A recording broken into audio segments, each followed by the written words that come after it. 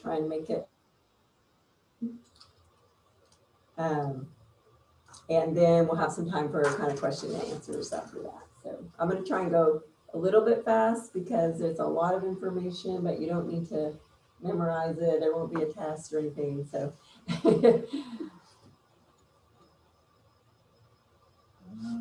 minimize button, one moment. Sorry. And I'll tell Jackie to go to the next slide when each time. So we can already go to the next slide. Okay.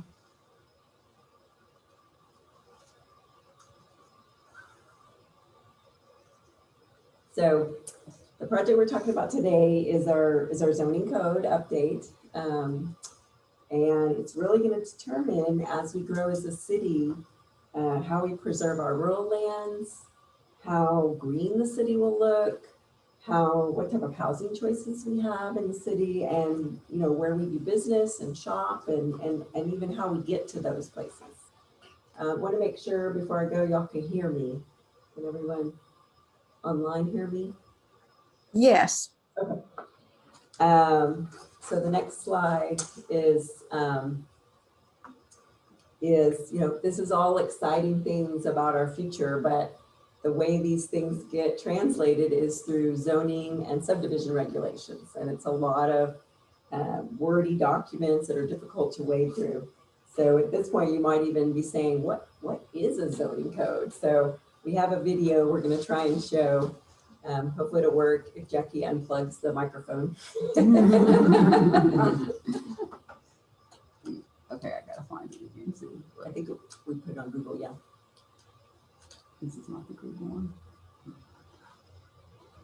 You want me to turn the lights out? Can you still see? Can you guys see? Oh, okay. Yeah, if we make it full screen. Or in downtown. Once complete, the new codes would be easier Sorry, to this understand. is not the one I queued up. My bad. The city of Oklahoma City needs your help. We're updating our zoning and land development codes to better implement our comprehensive plan, PlanOKC, and your opinions matter. First, let's talk about what zoning is. Zoning laws enhance our quality of life by mediating between different uses of land, like homes and businesses, and by coordinating development with transportation and other infrastructure. Zoning does this by regulating how property can be used and developed in Oklahoma City. For example, zoning provides height limits for businesses next to homes. It details landscaping rules to beautify streets and neighborhoods. And zoning also protects our special districts and can encourage innovative development. Your input will help us update the zoning and development codes for our rural areas, land outside the core, inside the core, and downtown. Once complete, the new codes will be easier to understand and use. Help us create a better city for our children. Visit okc.gov/code update to learn more and get involved.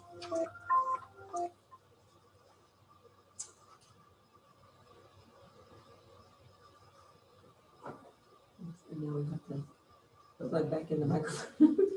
Oh yeah.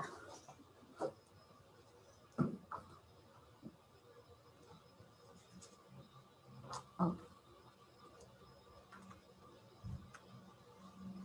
And we can go to the next slide.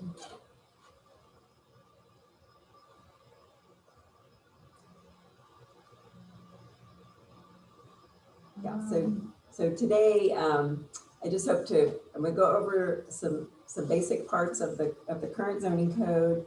You can understand some key terms, understand why we want to update the code now, and then how you can get involved and have a lasting impact on your community. So next slide. So before we get into all the details, I wanted to kind of go over our zoning history a little bit. Our history is pretty similar to many cities across the country. We first adopted a zoning ordinance in 1923 when the Supreme Court said cities could regulate land. And then we updated it again in 1948 when we added some zones and tried to figure out what to do with all these new cars that were coming into the city. And then we updated again in 1980 to kind of modernize it to the planning practices of that time.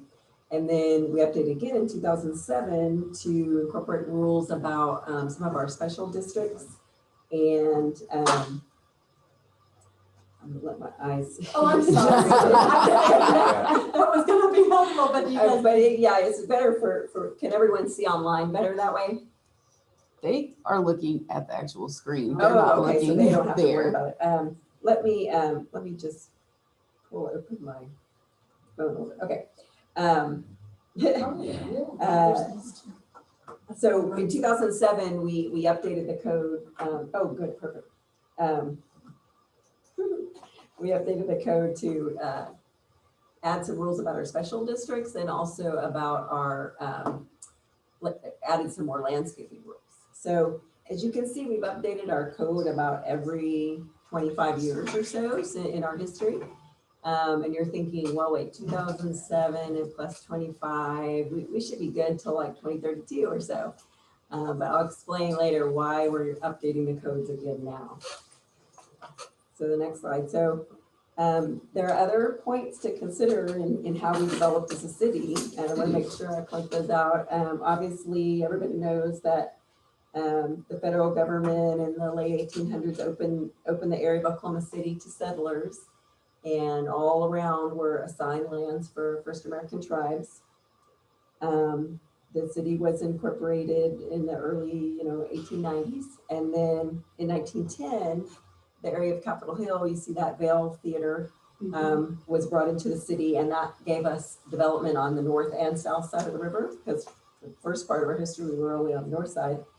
And now we know, Capitol Hill is a growing Latino business area. In 1916, unfortunately, Oklahoma City was one of the first cities to adopt a segregation ordinance, and which effectively made deduce one of the few areas where Black residents could live. In 1935, matters were kind of made worse by the federal government through the Federal Home Loan Bank Board, ranking areas of the cities, this is all major cities in the country, for lending and giving the color red, meaning hazardous to many of the Black areas you can see in that map in the center there. So loans were not available in those areas, and this lack of government funding made, eventually had many of those areas falling into disrepair, although we see in the fourth picture, that was, deep deuce back in the day. And by the 1960s, then we got federal programs for urban renewal, which brought, a lot of money to clear some of these areas and build highways. And then desegregation, became more and more prominent, and minorities kind of moved over time to all parts of the city. In 1975, we saw another change when we welcomed 5,000 Vietnamese immigrants after the close of the Vietnam War, and that led to the creation of an Asian district in 1996. So the next slide, Jackie. And then another major part of our history, which makes us, a lot of those points I said before were kind of across the country, but this part of our history was, we started out, see that blue rectangle in the middle? We just started out as that, and we kept growing and growing and growing. In the 1960s, we annexed all that yellow, all that light green, I don't know how it looks on your screen, areas, and which made us the 8th largest city in the nation, 621 square miles. Los Angeles is 503 square miles. So we are huge as far as the city, but we're only 22nd in terms of population. So that makes us very diverse. It has we have very diverse land types, from very rural to very urban. And so we're kind of lucky in that way too, because there's kind of choices for everyone, but we have to figure out where the development's going to go. We can't just develop all this land, will be so big. So zoning helps us to decide where development should go. Let's go to the next slide. So here we go, number 5 for our city. We hope that this number 5 will be a source of vitality, strengthened by inclusion, environmental preservation, economic viability, and a better city for our children and our grandchildren. So with all that history in mind, we'll go to the next slide and I'll explain. I'm going to go through this pretty quick to explain what's in the code now. So we need to we're going to take a deep breath and wake up because this is going to be this is a lot of words and it's just, but I want you just to understand some of the terms. You don't need to remember any of it, just so you'll heard the terms before. So what's in our code now? We've got things called base districts, special purpose districts, use units, bulk standards, landscaping, and then how we administer the code. So I'm going to go through a little bit of each of those. And just go to the next slide, Jackie. So the first part is base districts, and these are the basic building blocks of the code. Go to the next slide. And here we have our base zones. We have 26 of them. They're agricultural zones, residential, office, commercial, and industrial districts. And you can see how they're named. You know, they're named R for residential, O for office, C for commercial, and I for industrial. Pretty nifty, right? It's all based on kind of the use that the districts allow. So the next slide, we have kind of our rural residential districts. They're big 1 to 5 acre lots. And then we have R1, which is our single family lots where you can only have one house on one lot, and they're usually 6,000 square feet and greater. We have our R1ZL0 lot line, which allows a smaller lot, so you kind of have less yard, kind of that kind of garden home for those like me who don't want a big yard anymore. And then keep going to the next slide. And then we have what we call our R2, R3, and R4 zones. R2 and R3, you only can have one building on a lot, but they could be a single family, a duplex, or a triplex. Everything has to be attached. And then R4 is where you get your attached. It can be attached or detached. It can be like a quadplex on the upper left or apartment complexes. Sometimes you can, if you have enough width in the front, you could get 4 houses like that on a lot. That you may, I don't know if any of you have seen that one down by the Asian district, but they actually had to get special zoning to do that. That wasn't allowed by right, but just trying to show all the different types that are in R4. So next we have 3 types of office. So we kind of have a low limited office, just kind of like a small office. And we have general office, O2, and then we have a TP technology park. That's the Dale campus, where you have kind of a campus of offices. And then we have 7 commercial districts, ranging from a C1, which should be more like what could be next to your house, all the way up to a C4, which is kind of really heavy commercial and auto stuff. And then we have rural commercial, but then we have neighborhood business and central business district, which allows, this is of course Capitol Hill, and you see the buildings are kind of closer to the street and they don't have to have any parking associated with their business because the district kind of provides the parking. So they're called NB, neighborhood business. A plaza district is NB, the Asian district's NB. So it kind of just gives us a different type of zone for that. And then we have our industrial. This is where metal buildings start to be allowed. Light industrial, I1 is everything has to be done inside the building, no outside storage or no outside work. I2, you get to be inside and outside with a little more outdoor storage. And then I3 is our heavy industrial stuff where there's a lot of outdoor storage and a lot of like noise and smoke and those kind of things. So next slide. And then in addition, we have some other, we have other base zones that are called special purpose zones for like downtown, Bricktown. We have one for kind of historic preservation areas. We have one for stockyards. And then on the right side, we have overlays, 20 other overlays that they have a base zone, let's say C3, but then there's special rules on top of them. Even the airport has an overlay over where their flight paths are because they don't want us putting like a bunch of ponds with birds in the middle of their flight path that'll bring birds. And so we you know, whatever the airport tells us to do, we do. And so we have all these different overlays. And keep going. We're going to post this presentation on the website so you can go back and kind of study it a little more, but I'm trying to go fast. So then we also have these PUDs and what we call PUDs and SPUDs, and these are not baked potatoes. These are what they call plan unit developments and simplified planning developments. And this pretty much where if the code doesn't have what you want, you can sort of make your own kind of code up really. And the planning commission and the city council have to approve those. So that's just another type of zone that we have. And so how much do we have of each?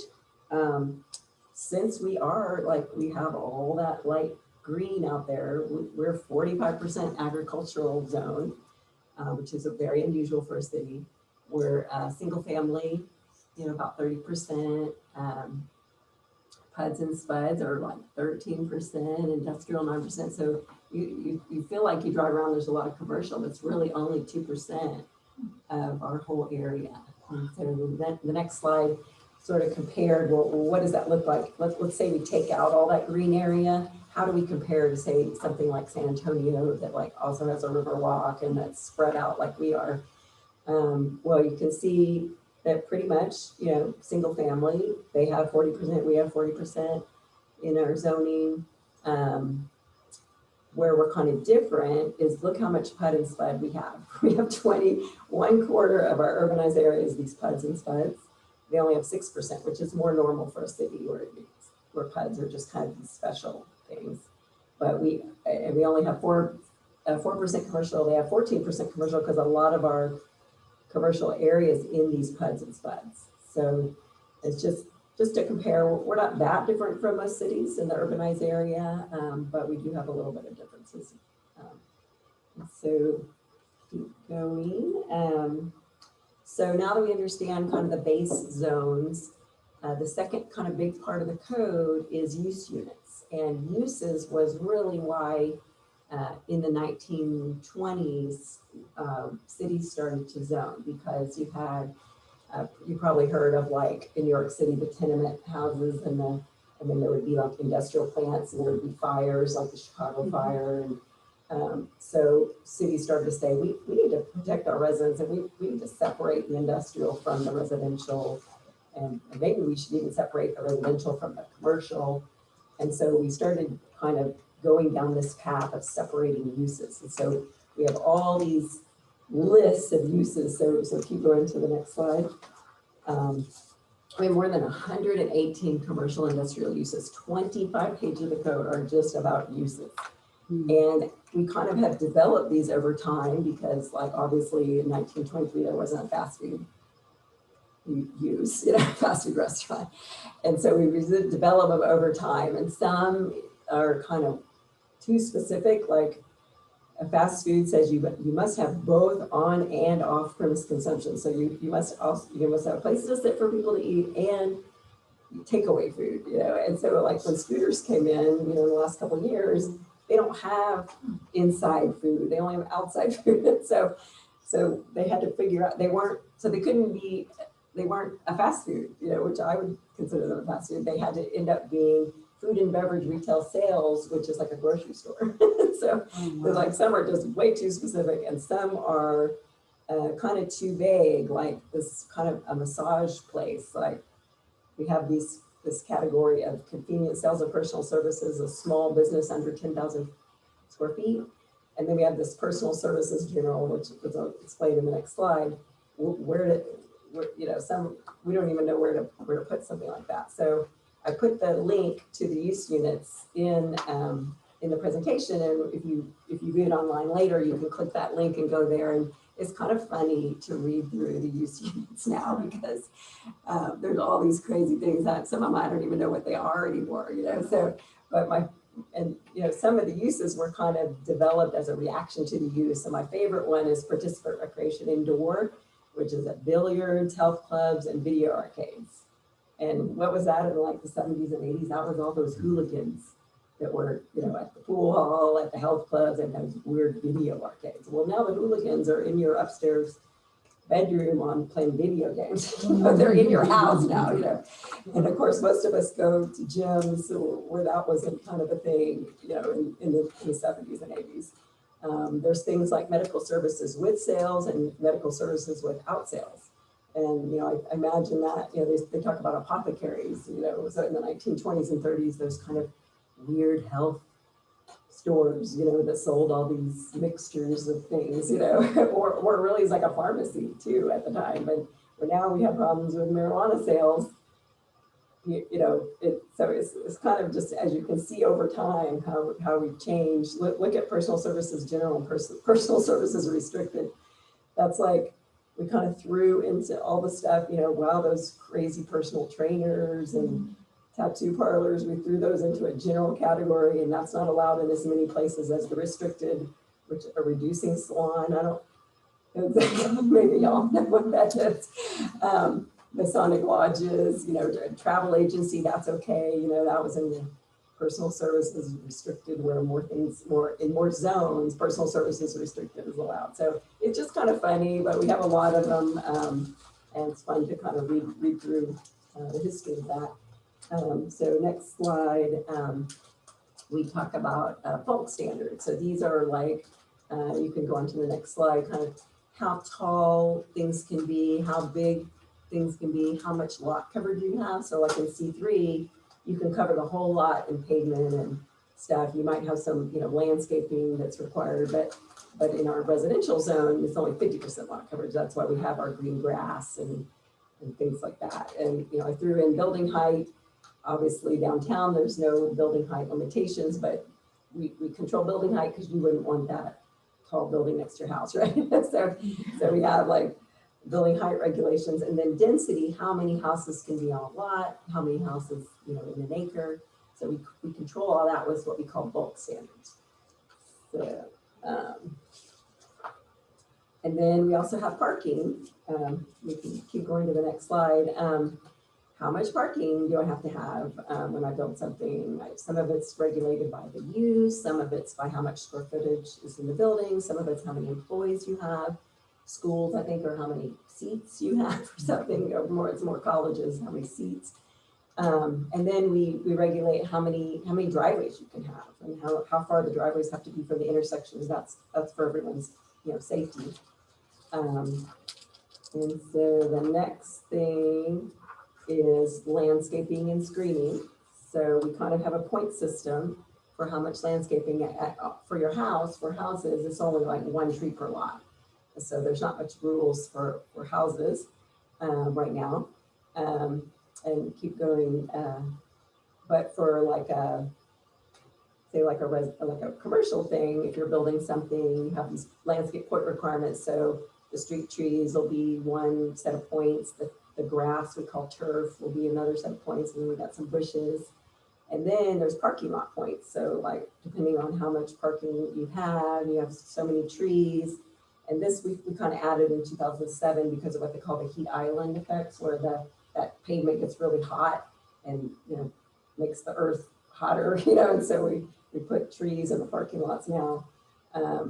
This is a hospital down south, and there's a neighborhood on the other side there, so they put up a sound wall. So that's one type of screening. And so sometimes we'll do screening and landscaping. You'll see that the hospital got the landscaping, not the residents, just on the other side, but that's another question. And then keep going on the screening part. There's 3 types of screening. You can have that fence like I just showed you with landscaping, or you can have just plants, or if you have a green belt behind you, you can use that green belt screen. Here we did a fence and a screen just to make sure, just kind of funny. And then the last part I'll talk about is administration. There's a whole section on how we administer the code. Keep going, Jackie. And I don't know, have any of you ever gotten one of these notices in the mail? This is for a process we have if someone's going to rezone. Actually, this case is on the docket for the Planning Commission on Thursday. They want to change that outline lot from commercial to multifamily. So the people who live within like 300 feet of that would get a notice to say, hey, there's gonna be a hearing, you can come down to City Hall and on whatever date. And tells us what has to be in the notice and all that. So it's kind of one of the administrative procedures. The next one, next slide, is there's all these definitions, and you might think, oh my God, how boring, you know? But the definitions as a planner, that's one of the things I'm most concerned about, because if I say, you know, you can cover your lot in structures, in so much structure, you would think that's just a building, right? I mean, I would think a structure would be a building, but look how we define it in the code. We define it as buildings, billboards, fences, walls, driveways, sidewalks, and parking areas. So that changes what I mean, right, by that. So how we define things, family has been one of the major things over the last, I would say, 40 years, that there's been a lot of court cases on how cities define family, because obviously we don't have these, you know, nuclear families anymore. We could have, you know, people unrelated to us living with us, people related to us. So we've got a lot of court cases on. We have a pretty good definition, but you can only have 5 unrelated people, up to 5 unrelated people in a house. So how do we, you know, we have all these crazy family structures now. So we'll be looking at that. But so definitions are really important. Sometimes definitions are just pictures, like the one on the right. So we can have, we're hoping to get more pictures in, because that's easier to understand. Okay, so the next one. So we and this is just kind of to show you how all these regulations work together in a lot. So like office would be assigned to a zone, like O1. You can even have office in a commercial district. And then you've got signs, how big the signs can be assigned to the zone. Parking, this person had to have, you know, a certain number of parking spaces for the office. Compatibility, so there's like landscaping on the back. And then we had to shield the parking spaces from the street there. And so all that kind of works together on a lot like that. That's how the zoning all works together, how you kind of see it from the street. So we have all these seemingly great, very comprehensive rules, right? So why are we changing the code now? Why don't we wait a little while? Well, in 2015, the next slide, the city council adopted a new, what we call a comprehensive plan for the city. And it's basically our plan for the future. It's not zoning. It just says, hey, what are our priorities? How do we want to grow? I don't know if any of y'all were involved in PlanOKC a while back. But that's our comprehensive plan, and it guides kind of everything we do at the city. It guides, you know, how we decide what roads to pave, and some funding, and then also, you know, zoning. So how did we, when we did PlanOKC, keep going, yeah, we met a lot. We met for like 5 years to design PlanOKC, and it actually got an award from the American Planning Association. It's a really good plan. It's one of the reasons I came up from the city to be a planner, because it's just a really good comprehensive plan. But what the residents decided after all these meetings, and I know we weren't all involved, but wait, stay there a second. Oh, sorry. Yeah, sorry. Is we kind of had scenarios for different things. Like the first picture on top is kind of how easy or difficult it is to provide fire service. So you can see if we went all the way out to those red areas, it's pretty hard to get fire stations and trucks. It's hard to get trash out there. You know, we got to run our trucks all the way out there, and don't get me started on schools. That doesn't have to do with zoning, but it's an important part of our city. And then, so we had like these scenarios, ABC. This is the housing one from the plan. And it was sort of like, okay, you have choices. You know, there's only so much housing that's going to be built in Oklahoma City over the next 20, 30 years. If we build on like scenario A, 70, I think it was like 78% single family. And these were, you know, smarter economic people than me who kind of came up with the scenarios. But then, you know, we're going to end up with not that much infill housing.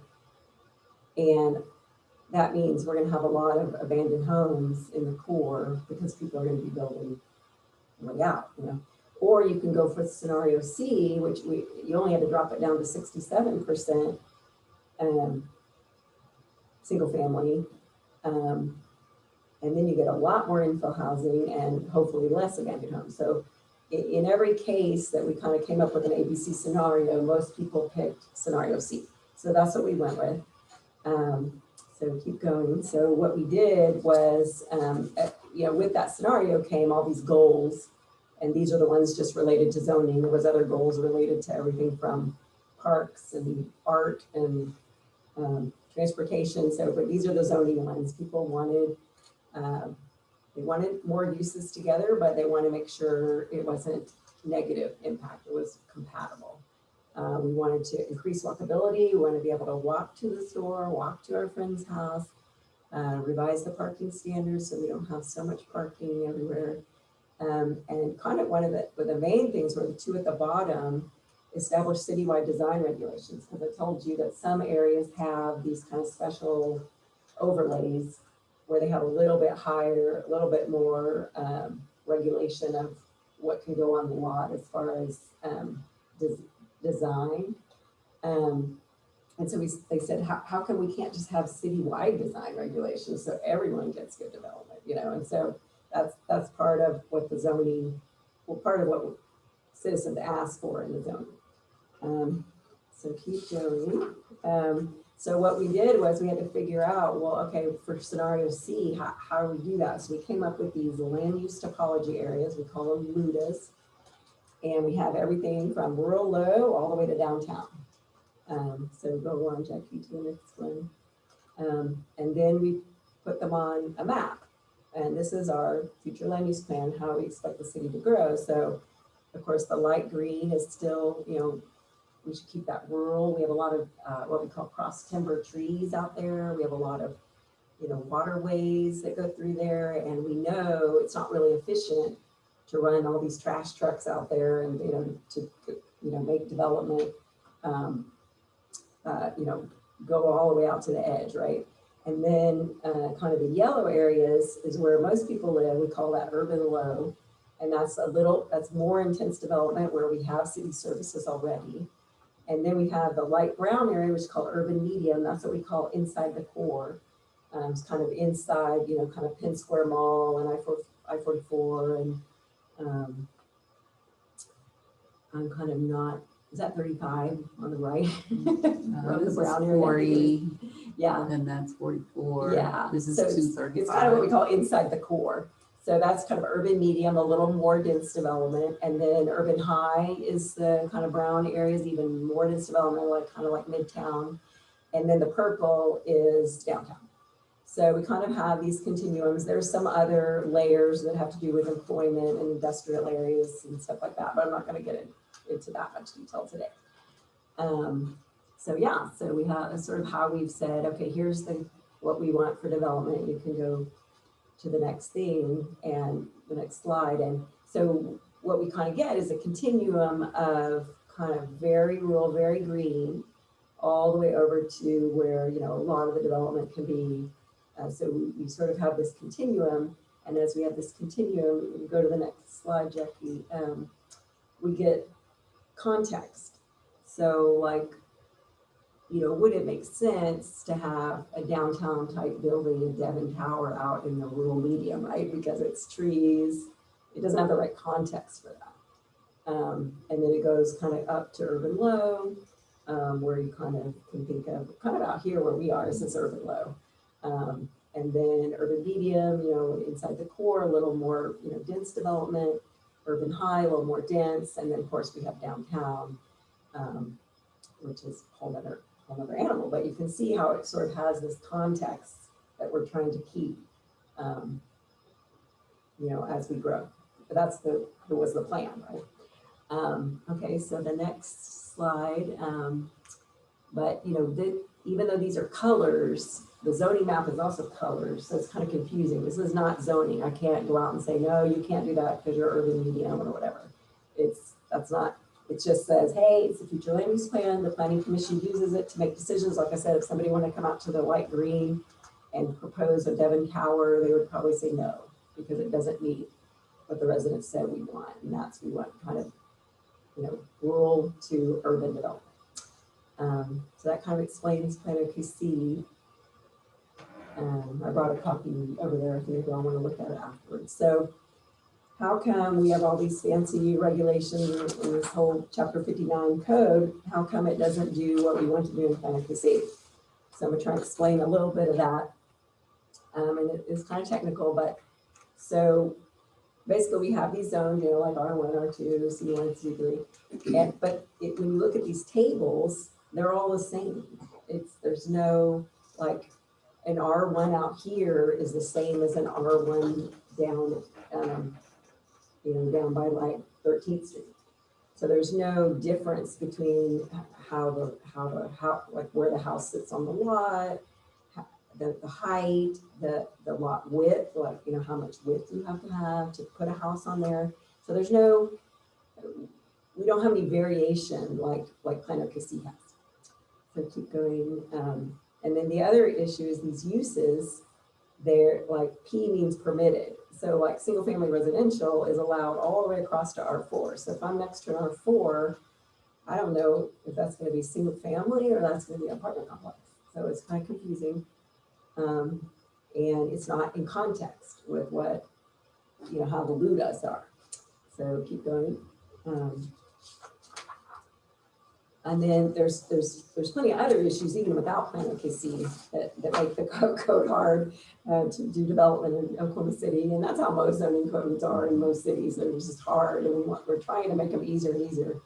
So we came up with all these overlays because the code didn't allow different things. So for like Northwest 23rd Uptown, we wanted different rules, and so they were like C3, but we didn't want them to be.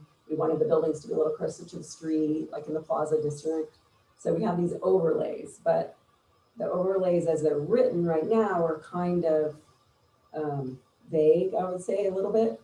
Some have, certain rules, but some are kind of the staff and these committees, like we have an urban design committee, and you might take your project and one person might say, well, that's not in character.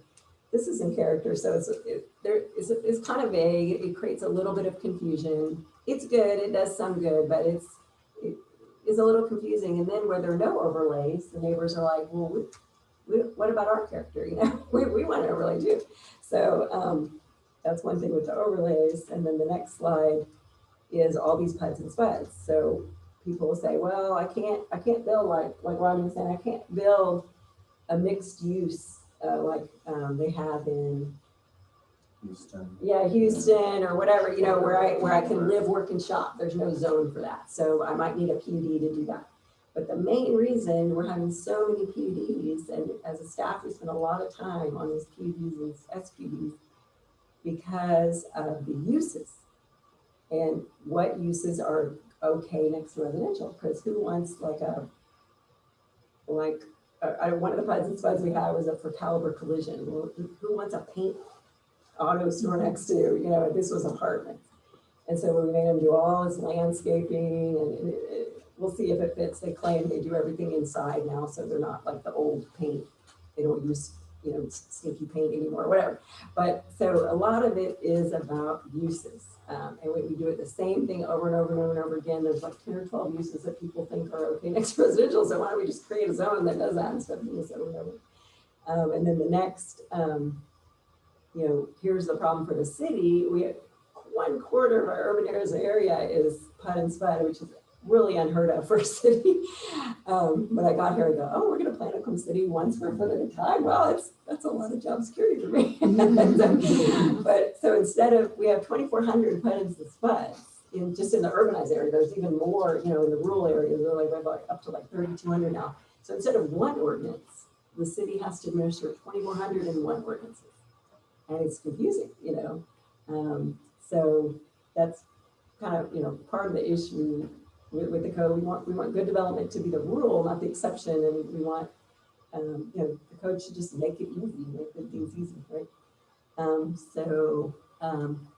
And then I was telling you about the use units, the funny things. And So like as we change, as we, you know, we don't know if there's gonna be like drones flying around dropping things off. And, you know, I mean, who knew that you could watch this presentation on your phone, you know, 10 years ago? We don't know what's coming. So we have these use units. We have this like, here's your traditional auto where you go buy a car, you know, big lot with a little building, all this concrete. Well, now we have Carvana. Well, that's also auto sales, but look, they need way less land. They need height. And then we have Tesla, who's like in the mall, you know. Now we even have online sales, and they're still like need to have a use for autos. So it's like getting kind of crazy. So we need to like figure out our use units and not be worried so much about use, but more about how the building looks. And then same thing with parking. The parking, you know, you do the same amount of parking for general dollar out on Southwest 160th as you would, you know, downtown doesn't require parking. You know, a lot of those indie areas like Plaza District doesn't require parking, but, you know, there's no context for parking. Like, you know, are there buses that go by there? Are there, you know, are there jobs? You know, do you live near jobs so you could walk? And then there's other issues like affordability of housing. If you didn't need to have a car, you could save like $300 a month, say, on these, you know, car expenses. And I know our kids, I don't know about you, Bronson, but I mean, my kids aren't that interested in cars as much as we were, you know. I mean, you know, Oklahoma City, you need a car right now, I guess. But, but they might only have one car, not like 3 cars, like, you know. It's just a different thing. And then also in the rural areas, we don't need all this pavement, you know. So there's a lot of things about parking we need to look at. And then these administrative procedures, we want to have, you know, all these overlays, all these processes. We want to make it easy for people to come develop in Oklahoma City, because it's not like we don't want development. We want it to be easy, and everyone wants to come here and you know, do good things in Oklahoma City. So we want to make it easy. But we also want to make it equitable, because like this notice process, the notice only goes to the owner of the property. It doesn't, like if I'm a renter, I don't get that notice. So I may not know what's going to happen behind me if I'm a renter. That's not fair. And then the distance, we've had a lot of people complain that only 300 feet is not enough for me to, like if I'm in a housing complex, you know, if I'm across the street, is that Penn? South Penn, right? Mm-hmm. If I'm across South Penn, I still want to know that might be happening near me, but I'm not 300 feet. I'm not within the 300 feet, you know. So we need to look at those things, just, you know, just in the name of equity. But then like that'll increase the mailing costs, and who's going to pay for that? So there's things in the administrative procedures, also like the definitions that we'll look at too. So I know PlanOKC was a long time ago, 2015. I wasn't here, and maybe a lot of people weren't involved. So we tried to update with like the survey that Betty was so helpful in sending y'all out. But we sort of kind of got some similar, there's still kind of some of the similar issues, which I was shocked, but sidewalk, bike lanes, and trails, no matter where you were in the city, are number one people want. So people want to walk, and they want to bike, and they want trails. And then also community appearance was number 2.